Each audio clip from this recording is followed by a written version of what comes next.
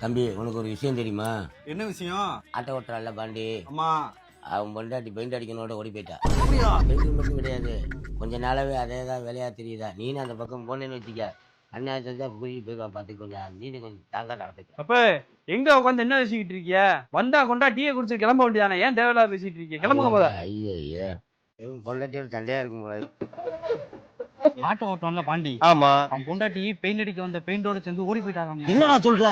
ஆமாண்ணே, டீ கடையில் உட்காந்து அதான் பேசிட்டு இருக்காங்க. நம்ம பாண்டி இருக்கான ஆட்டோ பாண்டி, அவன் முண்டாட்டி வீட்டுக்கு பெயிண்ட் அடிக்க வந்து பெயிண்டோட ஓடி போயிட்டாங்க.